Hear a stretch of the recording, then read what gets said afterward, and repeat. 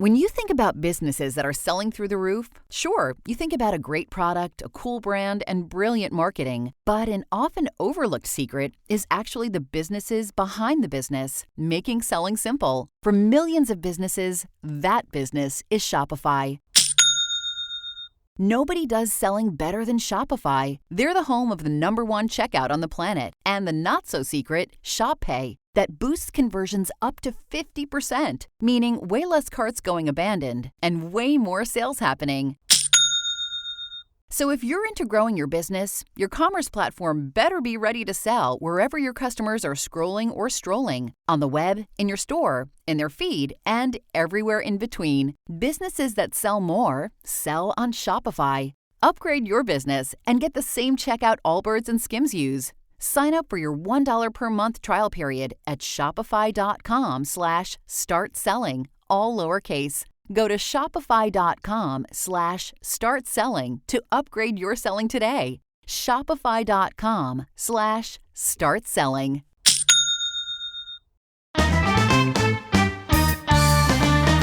She needs to do a podcast since she never got her due. She's a big lesbian and a loudmouth Jew. With a gasket always ready to blow, you're listening to Judy Show. Who? Judy Show. Wait a minute, who are you talking about?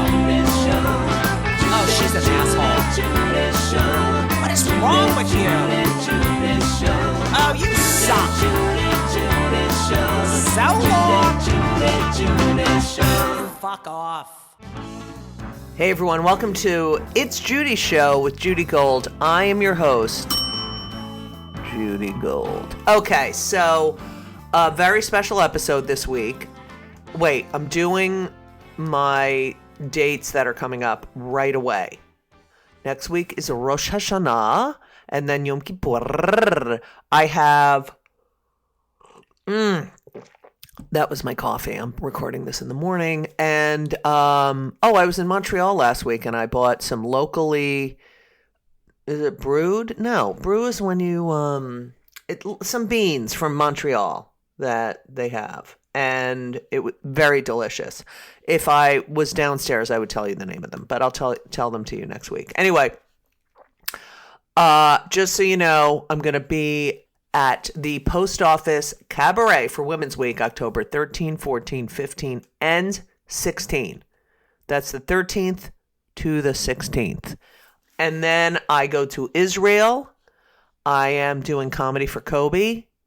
I have shows the 20, 21st, 22nd. I'll post about them. I think it's Jerusalem and then somewhere else and then somewhere. I got to look that up for you people. Not that, if anyone's listening from Israel, hi, I'm looking this up and trying to, fill in the time. I'm multitasking. So Sunday, October 20th, I'm in Jerusalem at the Jerusalem Theater. Monday, October 21st, I'm in Herzliya at the Herzliya Performing Arts Center. And Tuesday, I'm in Tel Aviv at the Zoa House, ZOA House. And I'm so excited, Tom Cotter, Nick Griffin, who I love Tom, but I love Nick too. I mean, Nick and I have a special little bond from being stuck in, what is it? Oh my God, what is wrong with me? Do you go through this? I can't. Lake Tahoe. I couldn't even get it out of my fucking mouth. And of course, Avi Lieberman. So it's going to be fun. And it's for a good cause. So that's good. What else do I have? I don't know. It's just a lot of other shit going on. But right now we're not renovating. They're starting the renovation on October 1st. So we are packing up the house. And I think that I am going to take some videos because this is packing up and getting rid of everything with Elisa is definitely a reality show that's actually real instead of the other reality shows that are not real. So I'm going to be posting about that. But anyway, this week on the cast of the pod, I had the, honor and privilege of interviewing Mary Trump at the 92nd Street Y last week, and we recorded it for this podcast. It was great. I mean, I love Mary because I love a lot of things about her. But she's a brilliant writer. Her book just hit the New York Times bestseller list. Who Could Ever Love You? And it's a great book. It's really sad, but it really explains a lot about how she grew up and what the ethos of her family. Is that the right word? Ethos? So it was a pleasure. So that is what our podcast is this week. And we took questions from the audience at the end. So did you hear that go down my throat? So that is this week's podcast. I don't think I have a lot of energy in the morning when I do this, but I do think I'm focused, and yeah, I've noticed I'm not like hyped up, but I could get hyped up if I start talking about her fucking uncle, but I'm not going to. I'm saving it for the rant. And I want to tell you this wonderful story that happened to me in Montreal, also in my rant, that, just one of those beautiful you meet a stranger stories. That is this week's podcast, Mary Trump and myself. Who Could Ever Love You? I think that's 4 books she's written. 4 books. She's a doctor. She's a psychologist, a PhD, an American psychologist. And also she studied when she went, I think she majored in English at Tufts. So, she's brilliant, just brilliant. It explains a lot. But I also think it helps people who have gone through a lot of trauma like she has. She's a trauma specialist. You'll hear all about it. So sit back, relax, and enjoy my interview at the 92nd Street Y with Mary Trump. Mary, thank you for allowing me to interview you.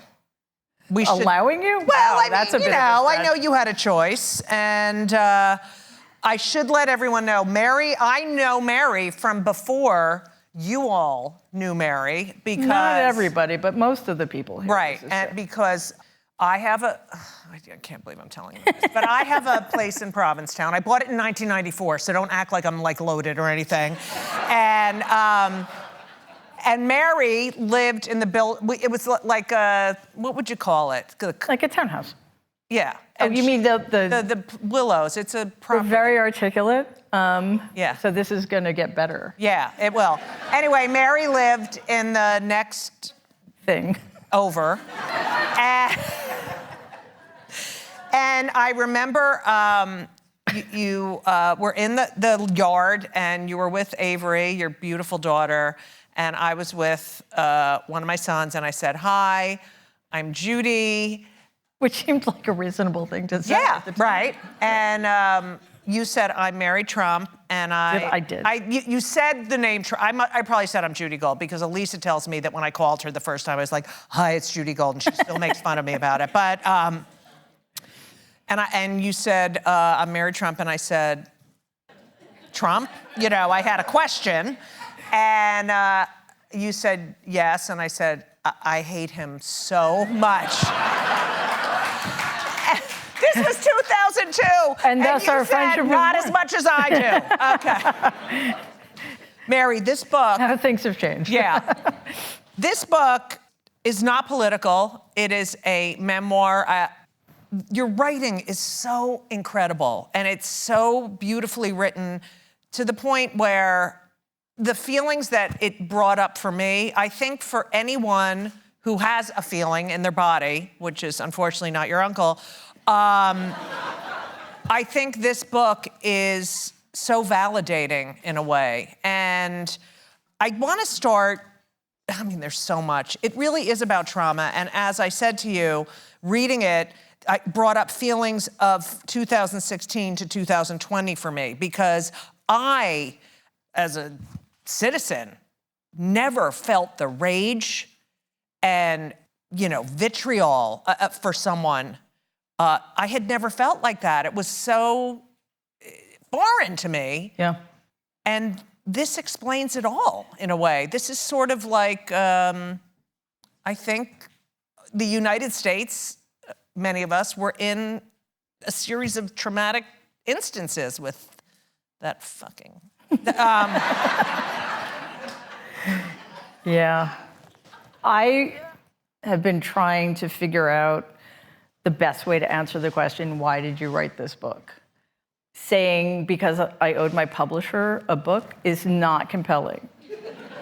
So, and that's really not why. That's really not why. This is the book that I actually wanted to write the first time around, or much of it was. Right. But for obvious reasons, that really wasn't what we needed. We needed the book, my first book, which I now think of as a psychological history of a family. Yes. This one is, as you say, much more personal. Much more specific. Yeah, it's much more specific about my experiences in the context of my family of origin. My extended family plays less of a role, but it was also spurred on mostly by my realization sometime in 2023 that I had hit a wall, and that despite the enormous fortune I'd had since 2020, not just with the publication of the first book, but the response to it and the opportunities I'd had to pivot, to comment on broader issues, and the people I got to meet, the people I got to reconnect with, like you. Unlike everybody else on the planet, it felt like I wasn't moving on. Nobody was isolating from COVID in 2023 anymore. Right. And I was missing all sorts of opportunities to travel, to meet people who'd become friends of mine, but whom I'd never met in person before, to pursue other opportunities. And as I write in the beginning of the book, it felt like I was killing myself with isolation, with the intense self-loathing that can come with having complex post-traumatic stress disorder. And I realized that if I wanted to change things, if I wanted to stop missing another season, right, I had to figure out how to connect what had happened to me growing up in my family and what was going on now. Otherwise, I was going to keep sliding further and further away from where I wanted to be. Well, I would love to start with that family. I mean, this book is like you're following this little girl who you're really invested in. One major character is the house. You talk about the house. I don't know what the house looked like, but I can only envision it from your descriptions of the rooms. And can you just explain what the house was? Mm-hmm. Yeah, I grew up in Jamaica, Queens, which is very different from Jamaica Estates, which was the next town over, which is where my grandparents lived, in a house that we referred to as the house, capital letters, the house. That's where my dad grew up. It's actually funny. Anybody who knows anything about New York geography, and this just happened to me yesterday, when I say, oh, I grew up in Jamaica, Queens, they say to me, oh, you mean Jamaica Estates? Like, no, I'm pretty sure I know where I grew up. So I think the reason people leap to that conclusion is because Jamaica was and is more working class, lower middle class. When I was a kid, it was about 70% black, 30% white. And, it was like a real neighborhood. It was this sort of great combination between city and suburb, took the subway everywhere. And I felt so comfortable there. And it was one of the two best things that ever happened to me. It was growing up in Jamaica. It really grounded me. But we spent a lot of time at the house, and it was a completely different universe. It is huge. It was cold. It was uninviting.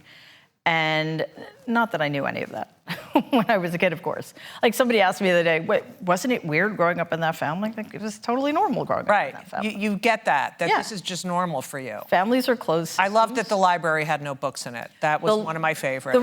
The room we spent the most time in was the library.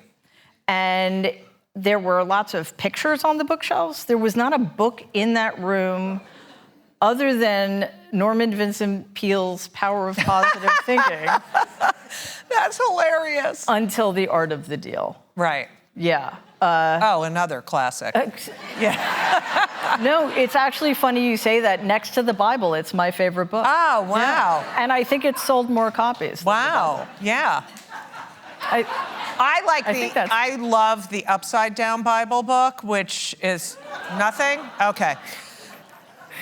I parodied that to promote your book. I know. Thank you. Okay. So you're a little girl. You're spending a lot of time at the house, which shows you this is how rich people live, kind of. But your father and your mother, your father, the eldest son, probably the most intelligent, most talented, very handsome.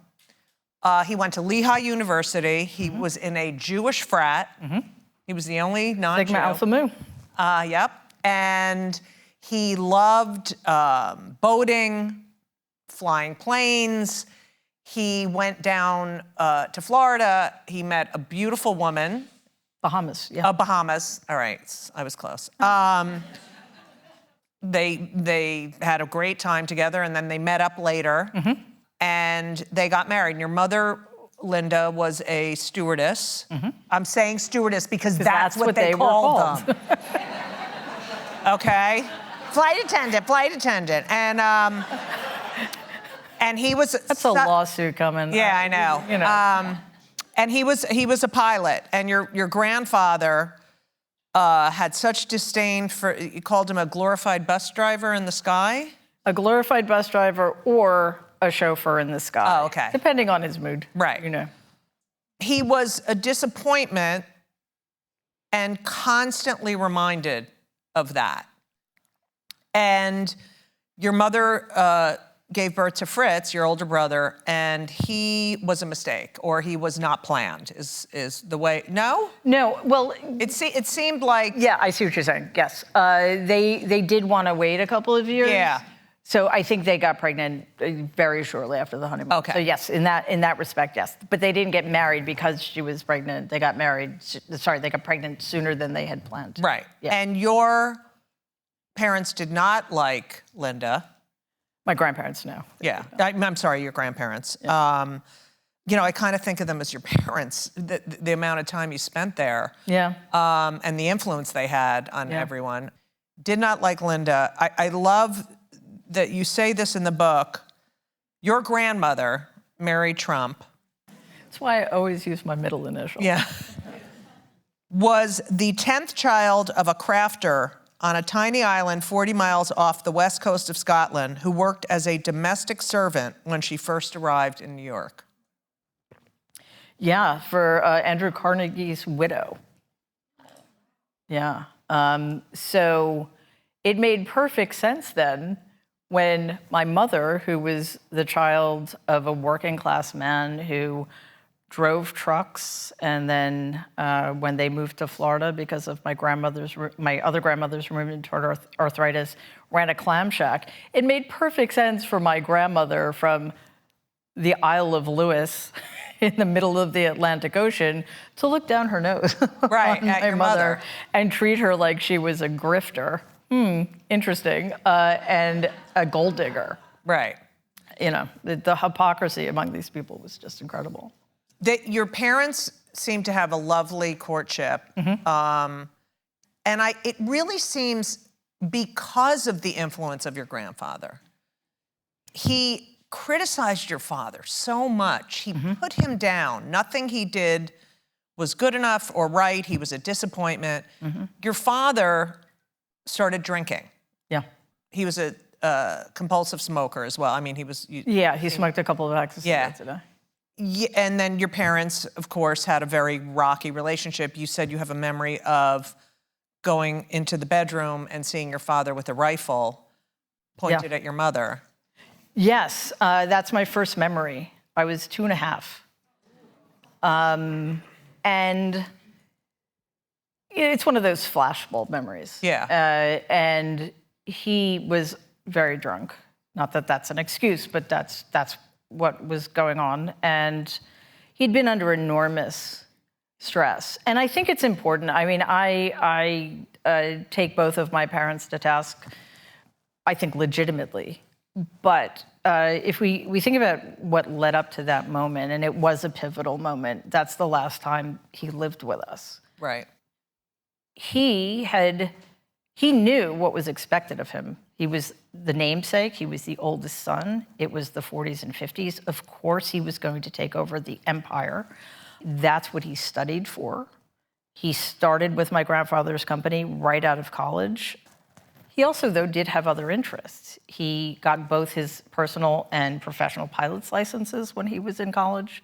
He was in ROTC. He became a second lieutenant in the National Guard. And my grandfather resented anything that took anybody's attention away from the only thing he thought was important, which was that very successful business. Right. But long before that, my grandfather, for reasons that I cannot explain, decided that my father was just wrong. He's the only person who thinks other than Donald, although Donald obviously benefited enormously from what happened to my dad later. But, you know, I've spoken to people who'd been friends with my dad at the time. To a person, they see he was the best person they'd ever known. He was the funniest person, the kindest, the most generous, the most accomplished. He's literally the only self-made person in my family. And when working for my grandfather became untenable because it was obvious my grandfather was never going to hand over the reins of power. Right. My dad was miserable, and he just told my mom, I can't do this anymore. I'm going to apply and try to get a job as a pilot. And his first time out, he got a job with TWA, which was the second biggest airline at the time, run by Howard Hughes. He was sent to Kansas City for training and then moved to Marblehead because he flew out of Logan. He had the Logan to LA route. He was an extraordinarily accomplished man. And it lasted for 4 months because of the browbeating and the guilt trips. And he started drinking, and he and my mother were not partners. You know, it was a very 60s marriage. You get married when you're 22, you have And she kids. was forced to quit her job because she was pregnant. Stewardesses could not be pregnant. That was the other actually, it was worse than that. She couldn't be married. So she flew her last flight the day before they got married. And then after they got married, she got a job as a receptionist because, to her credit, she did want to work. Right. She had to quit that job when she got pregnant because you couldn't be a pregnant woman and be. So I think about what might have been if she'd been able to work, if he'd been allowed to be a pilot. Because the thing is, when he stopped being a pilot and he went back to work for my grandfather, he was never, ever given a chance to make it up. Donald was made president of Trump Management, leapfrogging my dad, who had worked there for 11 years, who was 8 years older. Donald was 24 and an idiot. No. I'm sorry. I don't. If you didn't know that, He went to Wharton. Apologize. No, he didn't. I know. So, you know, I think the tragedy of all of that is neither one of them was allowed to be who they wanted to be. And my tragedy is that that man, that lovely, smart, funny, kind, generous, accomplished man didn't exist anymore by the time I was born.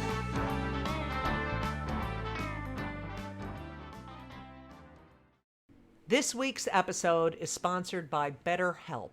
Now, you know I am a huge advocate for therapy. I talk therapy. I like physical therapy too, but I'm talking about talk therapy.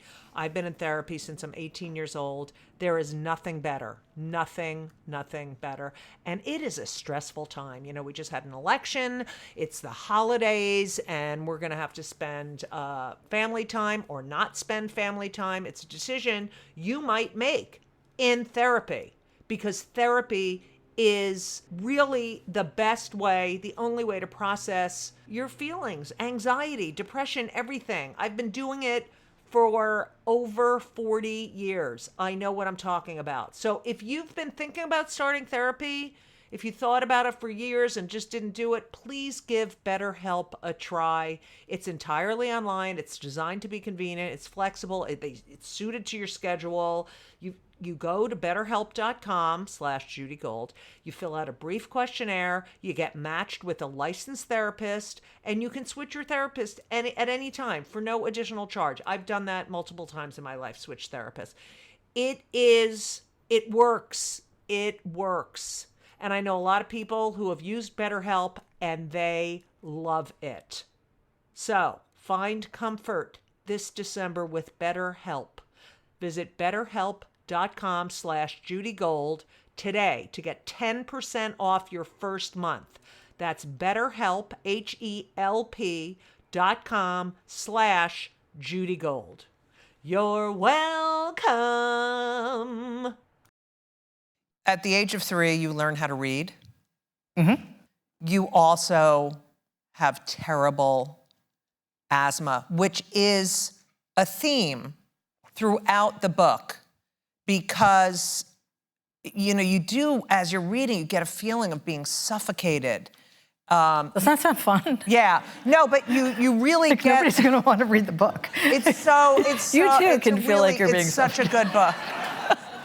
All right, I'll get to the happy parts. But you develop asthma. Yeah. And your father's gone, and your mother tells you, just come in the bed with me.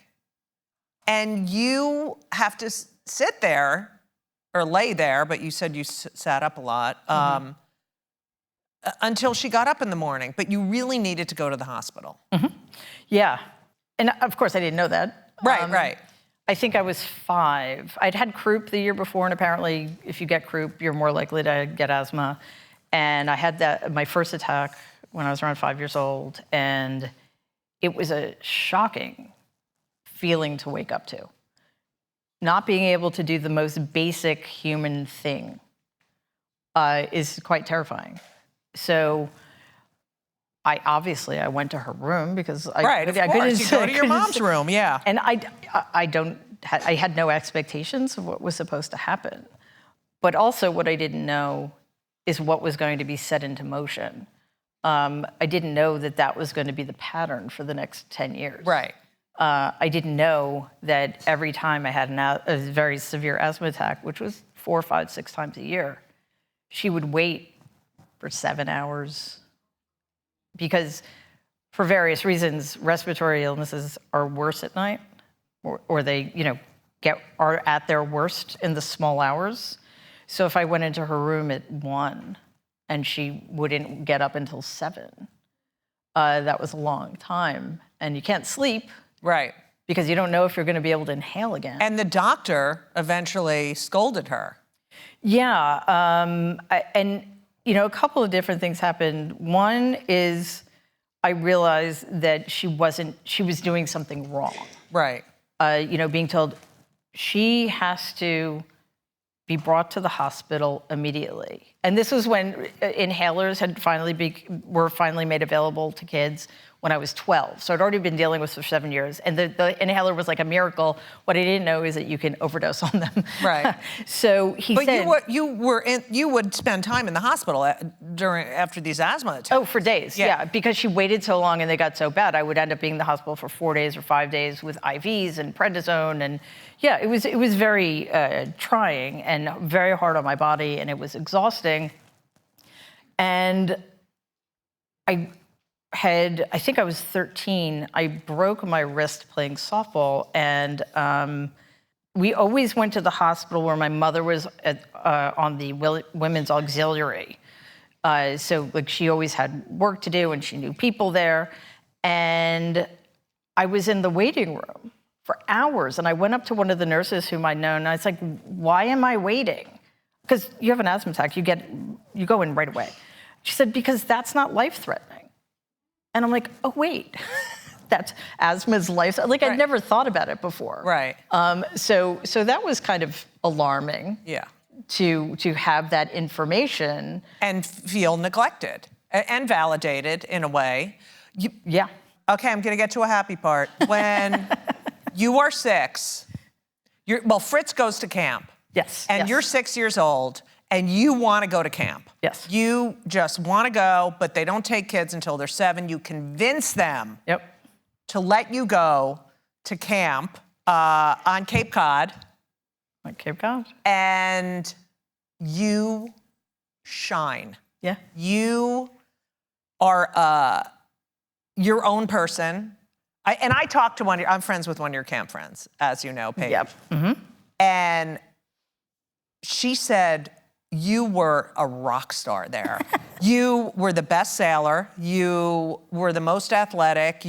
Everyone loved you. She just went on and on about how all the girls looked up to you.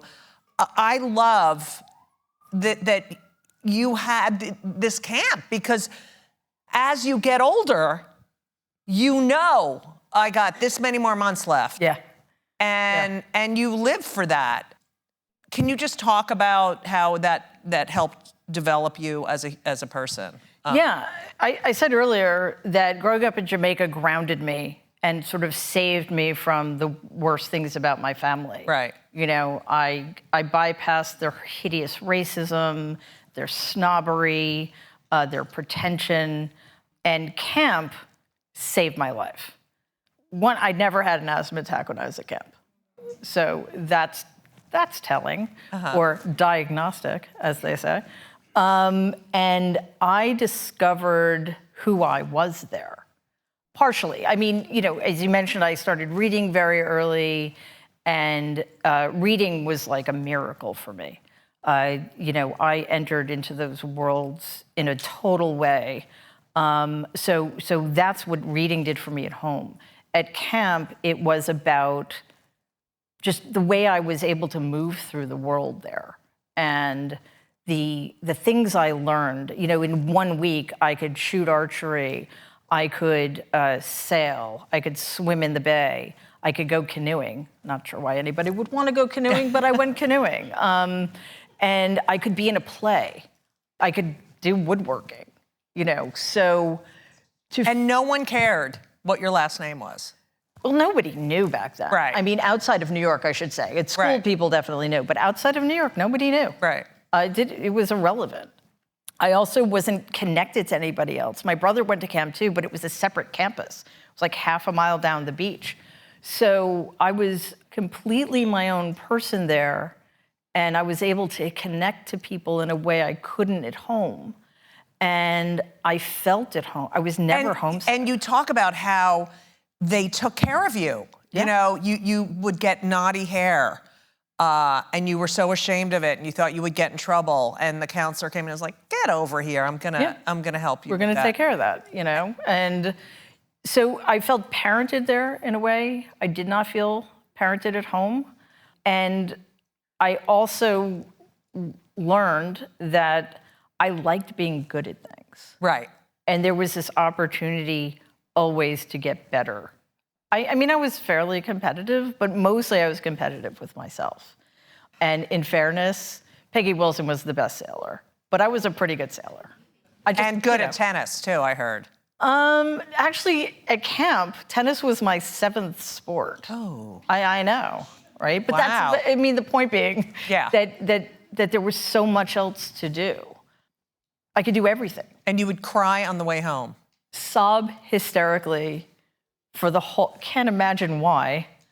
But yes, I mean, all of us did, but I in particular, Right. like for a day, I would Right. just be a complete basket case. I mean, I don't think people realize that, you know, we talk about the house, that you were there every Sunday. And Saturdays too. Yeah, Right. we were there practically every weekend until probably high school. Right. Or middle And, I mean, and everyone was there. You tell a story about, Donald answering the phone and just being a jerk to your mother. You tell a story about how he was a bully. This is shocking. I'm glad they're sitting down. Yeah, that he was such a bully, but the minute someone stood up to him, he would run home. Yeah, in fact, it was Kamala Harris. Line of the night, baby. Come on, how good was that? Right? Yeah, yeah. So you were always together, and this family was so screwed up. And you talk about going into the other rooms and your aunts being in their own room, and you couldn't walk in there, and you would find little places in the house to go. And I don't know. Why am I laughing? I don't know.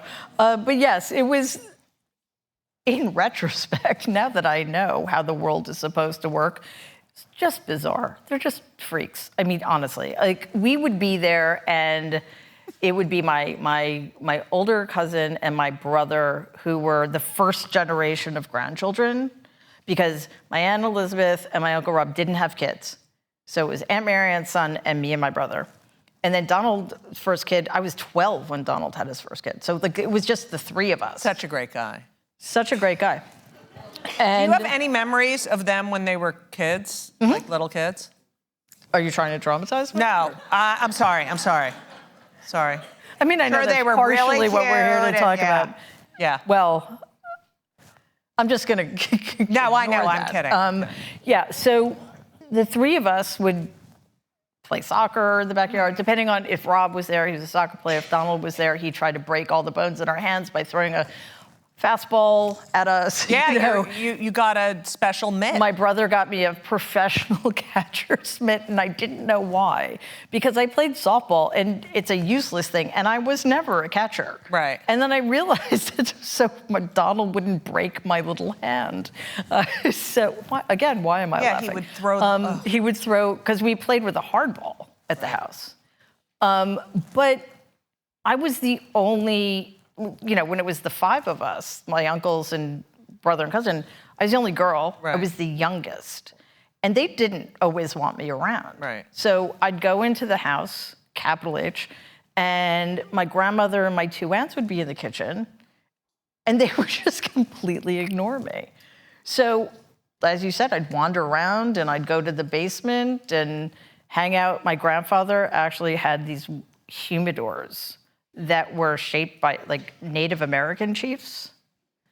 And I'd hang out with them. There was a bar down there, which considering my grandparents didn't drink was fascinating. And, I would just make stuff up in my head. And I'd go up to my grandparents' room, which was quite terrifying to do. I would never do that if my grandfather was home. Because my grandmother had a room where she would... I know that I'm being eloquent again. Thank you. A dressing room. And she would have dozens of beautiful bottles of perfume.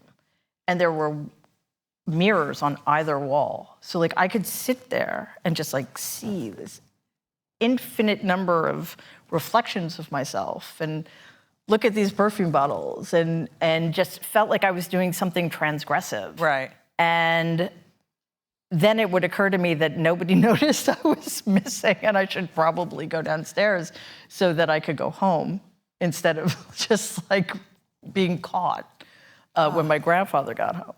You saw your father, your parents divorced, but you saw your father when he wasn't in rehab or when he was doing okay. He did have a couple of his own apartments, but he was really on a terrible track. I think, you mentioned one of the apartments and he had snakes, he had pets, and I know that you love animals and, you got to spend, it wasn't all bad, your time with him, but he would get very drunk by the end, pass out. You had to call your mother sometimes to pick you up. But you watched him struggle. And again, and I think for self-care, you asked if you could go away to boarding school. Yeah. Which ended up being probably not my best decision. However, at the time, it was the privileged kid's way of running away. Right, but because you said you want to, you'd come home from camp and it would be so awful, and you thought, oh, if I go to boarding school, it'll just be an extension of camp. Yeah, when I was a sophomore in high school, my brother went to college, leaving me completely alone. My dad, who had tried to get away, he'd moved down to Florida. He was hoping to get his pilot's license back, but he ended up needing open heart surgery at the age of 39. So he came back to New York. He ended up living back with my grandparents, started drinking again, smoking again. And then my mother, who was just deeply, deeply depressed. So that was my home life. Right. And it was unbearable. I was also unraveling at school. Everything had changed in that couple of years. Adolescence is not kind to anybody. Right. But it was a very small school. I'd been there since I was 6. And I just kind of lost the thread. And of course, nobody knew what was going on at home. I still had the problem with the asthma. And now my dad was back, and he was getting sicker all the time. My mother was not present in any way at all. She still wasn't taking me to the hospital when I needed to go, and I was alone. And at camp, somebody mentioned they were going to boarding school. I was like, that sounds like a great idea. And I think it might have been okay. I ended up going to Ethel Walker. I literally applied 3 weeks before this junior year, and I got in. They found a place for me. They turned a double into a triple. I was really excited about it.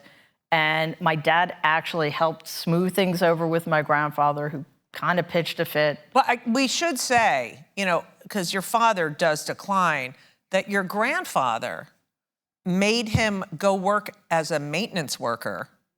Yeah. In one of the buildings. Yeah. Made him pay rent in a building that he owned 15% of. Yes, that was us. Yeah. Yeah, we had to pay my grandfather rent on a building. I found out later I owned half of my father's 15% of that building. I mean, they stole it from me, so it was fine. It didn't end up meaning very much. But at the time, we're paying rent on an apartment we kind of semi-owned. Right. So, yeah. And this all contributed to his downfall. Yeah. You go to Ethel. I remember this from your first book, Too Much and Never Enough. I never forgot this. It's sealed in my memory that it's a Saturday night, you're hanging out, Dunn, who you knew from camp, and she was the phys ed teacher, came in and said, come here, and she had a note, and the note said, call your mom. And you call your mom, she doesn't answer. Remember those days? You call you feel something, you call your grandfather.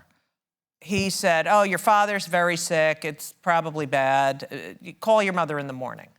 Don't worry about it, call your mother in the morning. You call your mother back, she answers the phone, your father's dead. Yes, he had died that night. You sleep at Dunn's,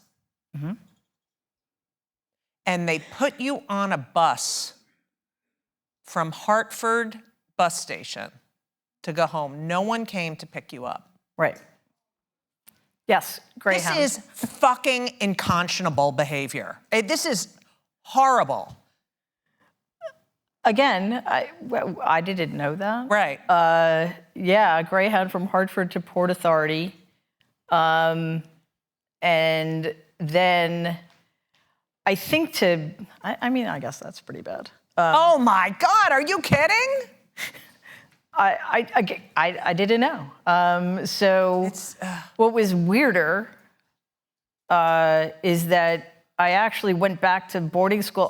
My dad died 2 weeks after I started. I didn't know anybody. I didn't have any friends. I went back the day after the funeral. Day after the funeral. Yeah. So. The Jews, they have to. Where's your bell? I know I forgot my bell. Whatever, it's fine. I forgot it.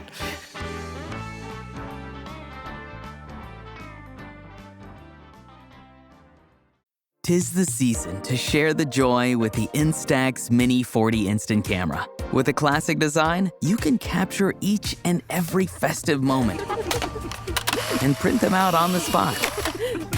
Make this holiday season unforgettable and gift the Instax Mini 40 Instant Camera. Don't just take, give. Visit instaxus.com to shop. Let's cut to Happier times. your fucking uncle. See, it always comes back to that, doesn't it?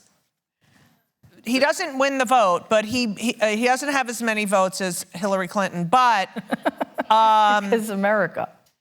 he becomes president, and it's like the worst. I mean, you say in the book, he keeps winning. He keeps winning, and I keep losing.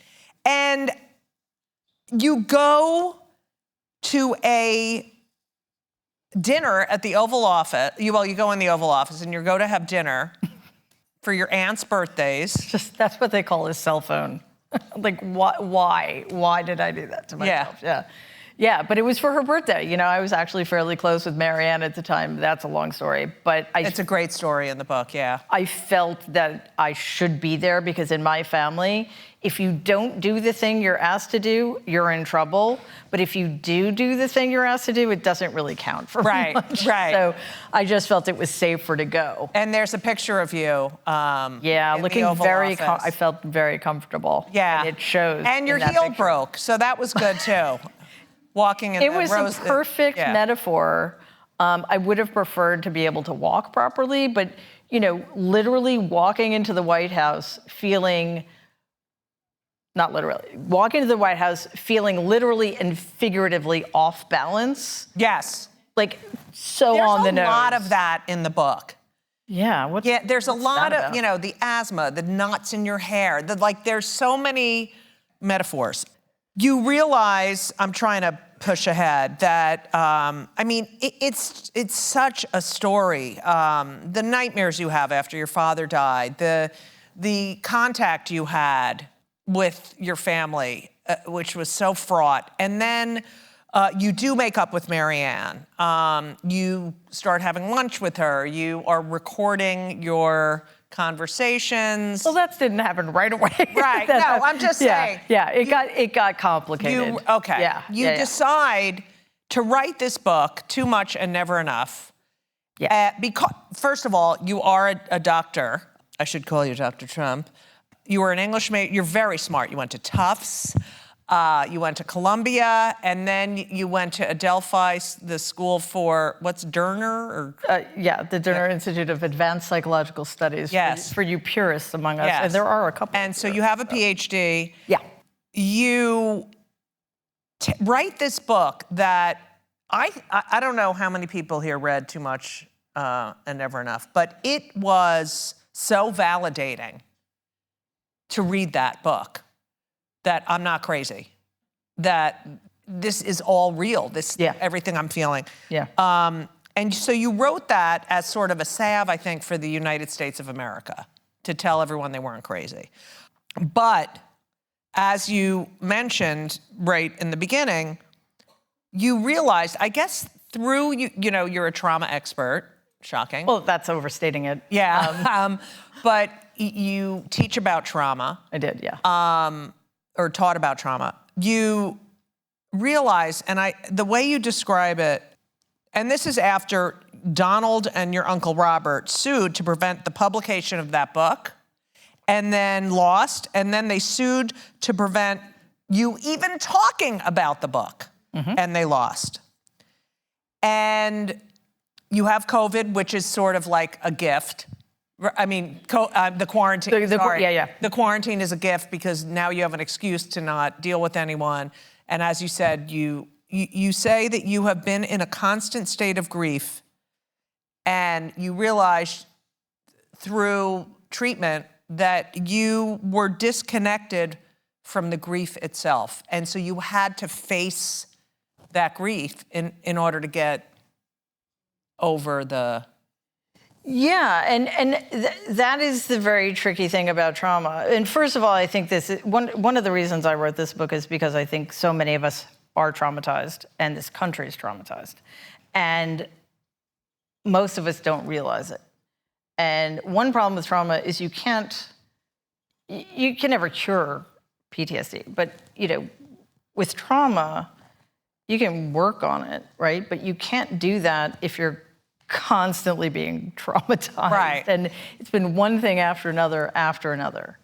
And what is so difficult about getting to the point where you can mitigate your symptoms or ameliorate them somehow is you have to face the emotions that you've split off from the traumatic event.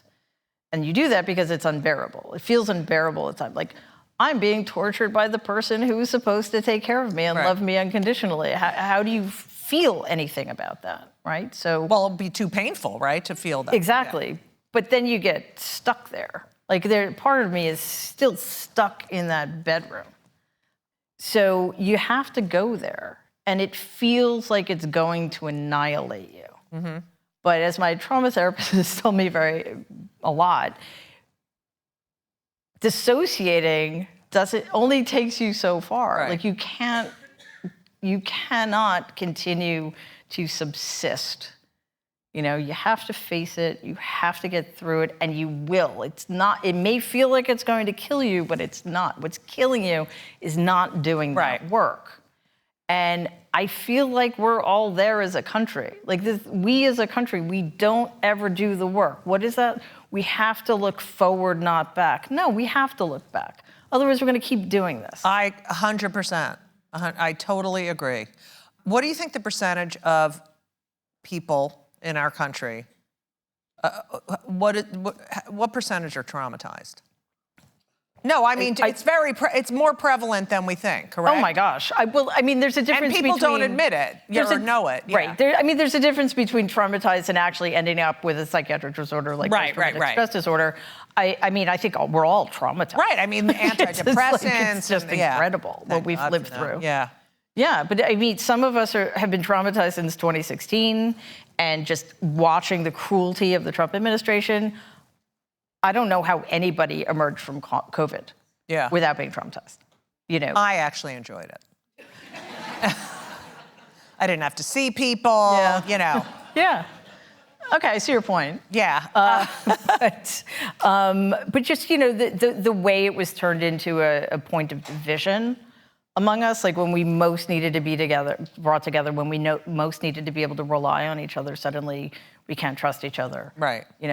Some of us don't And people care. have gotten so mean. So mean. It literally is like being in my family. Just oh, I actually meant that seriously, but I'm glad you enjoyed that. Do you think But it is literally, it's like, I grew up in a family in which kindness was considered a weakness. The only way to be worthy human being is to be tough, to be a killer, to be cruel, to extend no kindness to anybody. Like, when my father was described, he was described as being a kind guy who was too generous for his own good, as if it were a curse. Right. That kind, weak piece of garbage who actually deserved to die at the age of 42. Like, that's the people I grew up among. You do go, I love this part, you go to Scotland. Yeah, that was fascinating. Your grandmother's family. Mm-hmm. Was that part of the healing process? No, that was in 1990, actually. And it was, I was on my way to Italy before grad school. I went over there to spend the summer. I had no plans. It was a very 22-year-old thing to do. And I was supposed to hang out with a friend of mine at Cambridge, and it didn't go well. So I went up to Edinburgh. I'd never been to Scotland before. And I stayed at a bed and breakfast that had an army of cats. I love cats, but I'm deathly allergic to them. So at 5 a.m, I stumble out of the bed and breakfast, not being able to breathe. And I find a Waterstones, great bookstore, and I suddenly think, why don't I go to Stornoway? And I called my grandmother on a payphone. I'm like, hey, Gam, I'm thinking of going to Lewis to visit your family. She gives me their number. I call. This little boy answers the phone. I'm like, hi, I'm your cousin Mary, and I'm coming to Lewis tomorrow. Tell your mom. He's like, okay.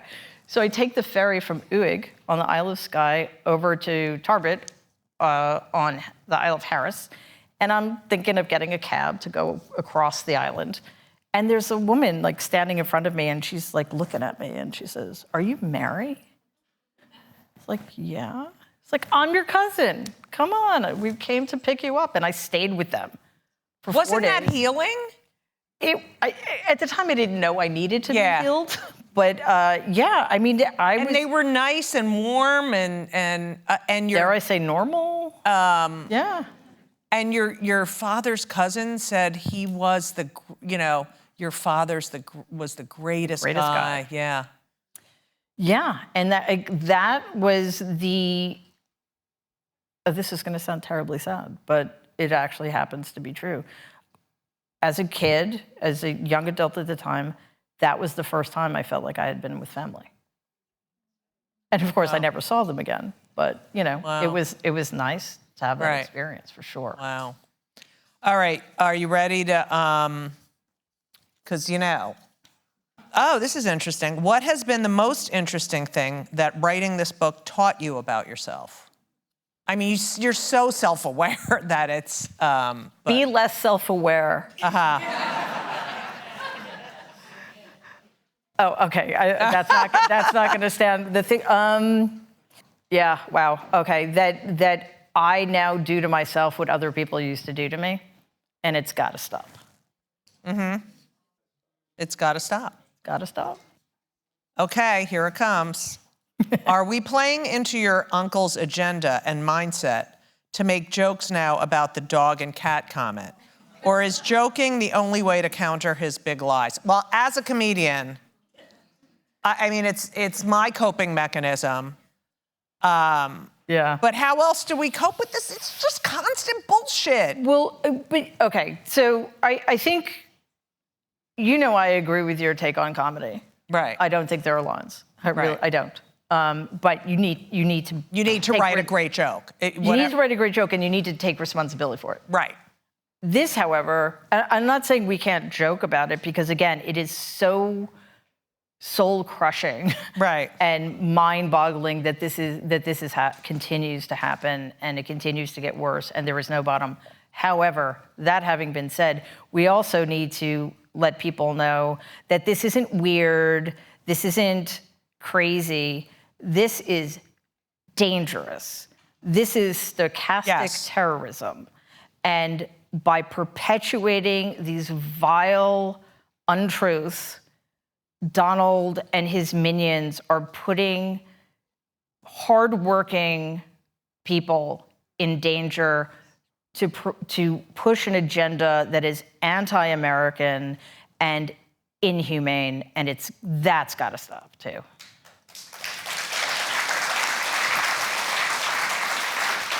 I don't know if I should ask you this. Let's find out. All right. Do you think he will win this election?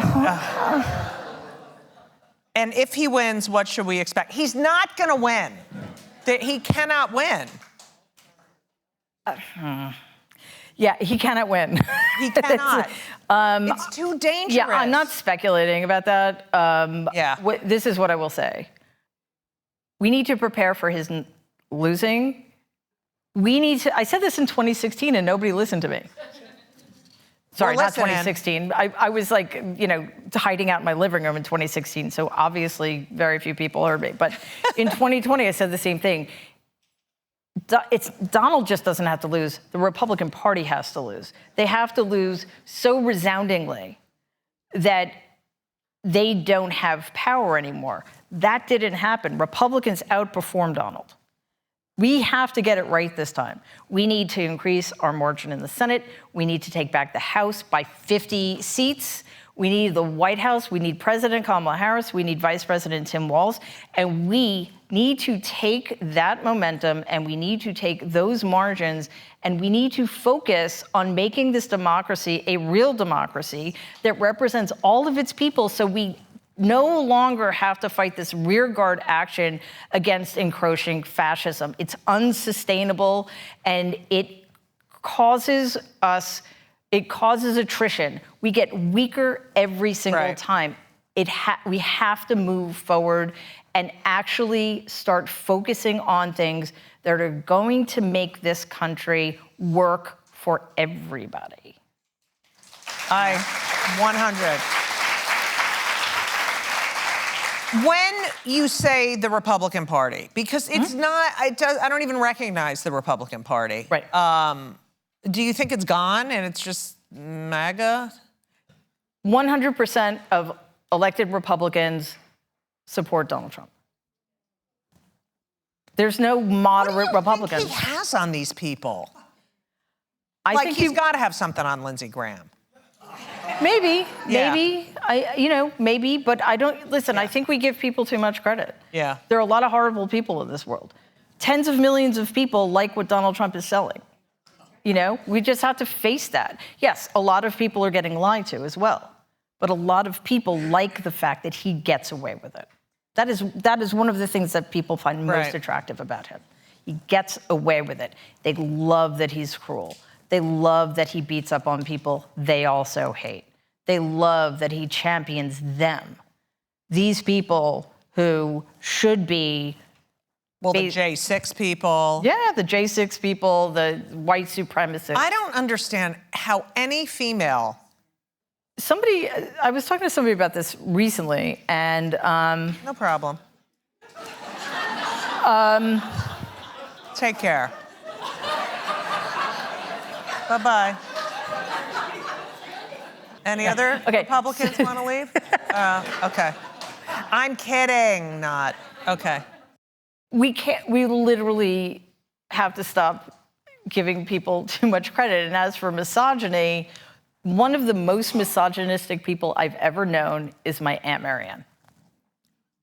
She was a federal judge. She had such contempt for women. Such contempt for women. It's so horrible when it comes from women. It's... Yeah, and she grew up in New York. I mean, so imagine what's going on. That's geographic snobbery, I apologize. But what I'm saying is, she grew up with access to diversity and, I mean, not in Jamaica States, but, she was a woman who lived in the world. She saw what was going on and just hated women. The way she talked about women was just breathtaking. Ugh, awful. How does your daughter feel about you writing books? Well, I cannot speak for her. Right. She is adorable. She's great. Yes, she is. She's the best person I know and have ever known. So I'm not going to speak for her, but what I will say is that this hasn't been easy. And from 2016, that first couple of years took a toll. Right. So I think the least I can do is try to make this world better, because I think Gen Z in particular has had so much burden placed upon them by our mistakes, by the mistakes of the older generation, and we really need to turn things around. Also, Gen Z needs to be given permission to take their power, because they have so much power. And I know it's frustrating for them to feel like they have to clean up our mess, but I think the best way to look at it is they have the power to create the world they want and tell us to get in line or get out of the way. Love that. Okay. One question with two parts. Someone wrote, what is his diagnosis? So I want... Well, you kind of explain it in Too Much and Never Enough. Right. So what is his diagnosis? And then I would like to know what his sycophant cronies diagnosis is. Okay. Yeah. Second question first. Okay. Whatever you want to do. They're just terrible people. They're terrible people. They're fascists. I'm not making excuses for them, you know? I mean, I'm not making excuses for Donald either, but, you know, most people who have psychological problems or psychiatric disorders, they're not bad people. They're just struggling. He's surrounded himself with the worst, sorry, I almost swore, the worst people. Fuck. Oh, well, look at you. Yeah. The worst fucking people on the planet. Yes. And as for Donald, the long answer, which I'll keep short, is I can't diagnose him because diagnosis is a process. It's not like you just say, oh, I think that person has narcissistic personality disorder. You have to do an intake interview with them, and they have to sit down for a battery of psychological tests, and they have to be, you know, there's an IQ test and an achievement test, and there are subjective tests, and then you have to spend hours analyzing the data and writing reports, and you know, it's a huge, long process, and it's irresponsible, and also like not only is he not my patient, I'm his family. I have no business getting anywhere near that. I have no problem with other people doing it. Like, I think the Goldwater rule is ridiculous, and I think there's enough information about him in the world because he's never going to sit for those tests anyway. Mm-hmm. There's enough information in the world for mental health professionals to make assessments of them, and actually, I think that we're done with the panels of lawyers. Let's get panels of mental health professionals. Let's get clinical psychologists. Let's get psychiatrists, neuropsychologists, neurologists, sociologists sitting on a panel and analyzing his rallies and helping the American people understand exactly what is going on with this person. The short answer is, it doesn't fucking matter. He is a fascist. He's a monster. He's cruel. If he feels like he's going down, he's going to take the rest of us down with him. We need to remove him from the body politic entirely and be done with this.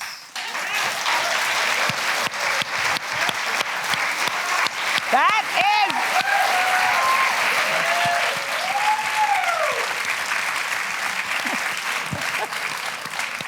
Oh my God, you need to go campaign. Well, No, I mean, you know, door to door. Story for another time. Mary, you're writing, I just love this book. I love all your books. Thank you for doing this. Thank you for, you know, sharing so much of what you went through. And this was such an honor. And you're a gift. You are such a gift. And shalom.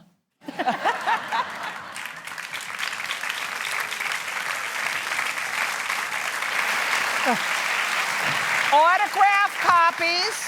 There's autograph copies in the lobby. And it's such a great read. So go buy the friggin' book. Thank you. Thank you so much for listening to my interview with Mary Trump at the 92nd Street Y. This podcast is produced by Laura Vogel, edited by Colin Schmaling, marketed by Haley Dircher, and theme song by the great Lauren Gold, who I bumped into at Tall Bagels.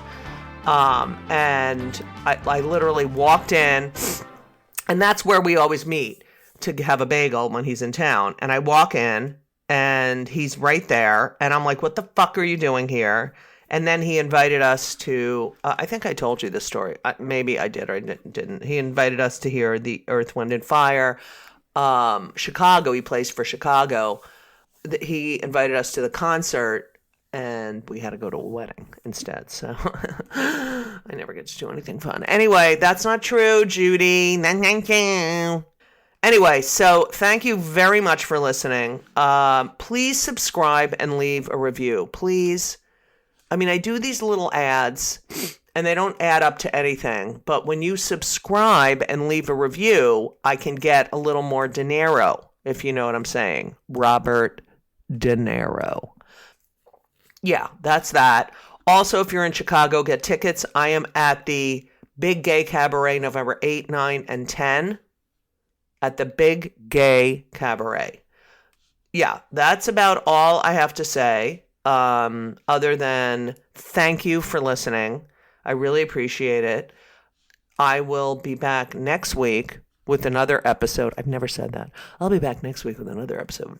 It's Judy Show with Judy Gold. And I'll also be in a mood because that is when we have to be out of the house and I have to start preparing for Rosh Hashanah, which is a lot. Okay? All the Jews can agree with me. It's a lot. Okay. I love you all. Thank you. If anyone's listening to the end, thank you. And I'm not going off on Israel or politics right now, but I will next week. I love you all. And as we always say, so long, ga ga ga ga ga ga ga.